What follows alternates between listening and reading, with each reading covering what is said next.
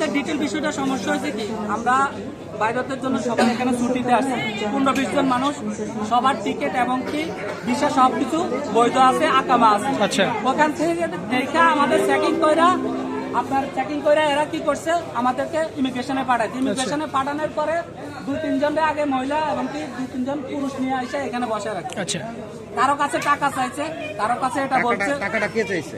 টাকাটা কে চাইছে? ফোন দিয়ে চাইছে, নাম্বার থেকে, কোন মোবাইলে ফোন দিয়ে বলছে আপনার 10,000 টাকা দিতে হবে। ওই মহিলা যদি যেতে হয় তাহলে 10,000 টাকা দিতে হবে। আপনার এখানে বসে থাকার দরকার নেই, 10,000 টাকা দিবেন, চলে যাবে। এখন সমস্যাটা হয়েছে, এখন ওনারা 5 মিনিট টিকেটে মানে বিমানে 5 মিনিট আগে দিয়ে ফ্লাইট উড়াল দিবে। এই 5 মিনিট আগে দিয়ে বলতেছে আপনাদের লেবানন যাওয়া হচ্ছে না, মন্ত্রণালয় থেকে আপনাদেরকে করা হয়েছে, নিষেধাজ্ঞা দেওয়া হয়েছে। আচ্ছা, বৈরতের মধ্যে যে নিষেধাজ্ঞা কেন? নিষেধাজ্ঞাটা ব্যাখ্যা দিচ্ছে, আমরা জানতে পারতেছি না। আচ্ছা, ইমিগ্রেশন পুলিশ কি আপনাদের এটা জানায় না? কোনো বিষয়ে জানায় নাই? এটা এখন 5 মিনিট আগে দিয়ে বলতেছে মন্ত্রণালয় থেকে আপনাদেরকে বলছে, ঠিক আছে।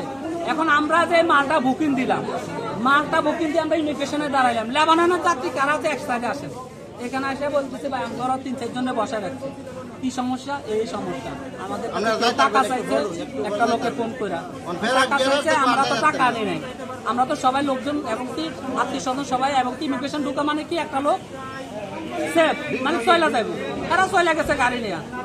এখন আমরা এখানে সবাই তো কেউ টাকা নিয়ে, বাংলা টাকা নিয়ে আসিনি, কারো কাছে তো $10 অলরেডি মিস, ফ্লাইটটা অলরেডি 9টা বাজে ছিল, এখন অলরেডি মিস হয়ে গেছে। এখন যদি বাইরের মধ্যে আমাদের যে এম্বাসিটা আছে ওনারাও জানতেছে না যে আমাদের। আচ্ছা, আপনাদের কাছে যে টাকাটা চাইছে তারা কি কোনো পরিচয় দেয় নাই? না, ওই ধরনের কোনো পরিচয় দেয় না, মোবাইলে শুধু হোয়াটসঅ্যাপে টাকা চাইছে 10,000 15,000। এমনকি ওখানে লেখা আছে, ওইখান থেকে বলে ভিতর থেকে বলতে কোন জায়গা থেকে? ওই অফিসারটা প্রসিকিউশনের পুলিশ আমার সরাসরি বলে কি আমি উচ্ছৃঙ্খল করতেছি যে আমার ধরে নিয়ে যাওয়ার জন্য, আমার সরাসরি বলে। এখন ভাই উচ্ছৃঙ্খল সবাই পুলিশে বলছে আপনাদের কাছে? ভিতরে আসুনি, তারপরে বলে উচ্ছৃঙ্খল করা সবাই এখানে ভাই, কিন্তু সবার ফ্যামিলি কিন্তু অলরেডি আজকে যদি আমরা না যাইতাম সবাই কিন্তু আমাদের দিকে চাইয়া দিচ্ছে। এখন যদি আমরা এইভাবে যদি এখানে 1 লাখ 1.5 লাখ টাকা, কেউ 70,000 80,000 90,000 টাকা করে টিকিটটা কাটছে, আমি 2 বার কাটি টিকিট, তারপরে হচ্ছে কারো ভিসার মেয়াদ শেষ হয়ে যাবে, 15 দিন 20 দিন আছে, 1 মাস আছে। এখন এই মধ্যে যদি না যাইতে পারে আমাদের সবাই কিন্তু ফ্লাইট গুলা ক্যান্সেল হলে কিন্তু আমাদের ভিসা তো সমস্যা হয়ে যাবে। তো 5-6 লাখ টাকা করে রাখি আমরা আবার ঋণ করবো, আমাদের জন্য কি খুলছেন আপনারা?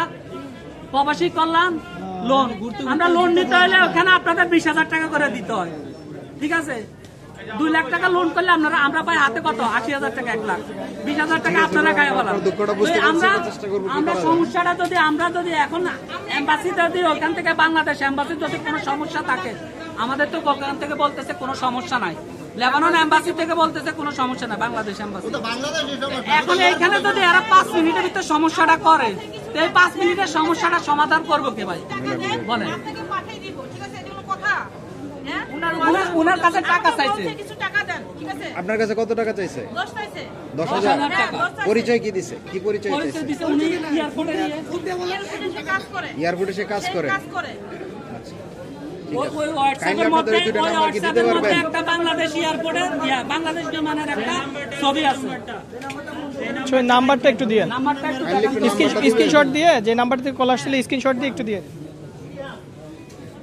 আচ্ছা আচ্ছা, আপনার ভাই ঠিক আছে ভাই, আপনার কাছে যে টাকাটা চাইছে ওই নাম্বারটা কাইন্ডলি একটু দিবেন। আমার কাছে চাই না, ওনার কাছে চাইছে, ওনারা 2 জন ছিল, ঠিক আছে। একটা কাছে চাইছে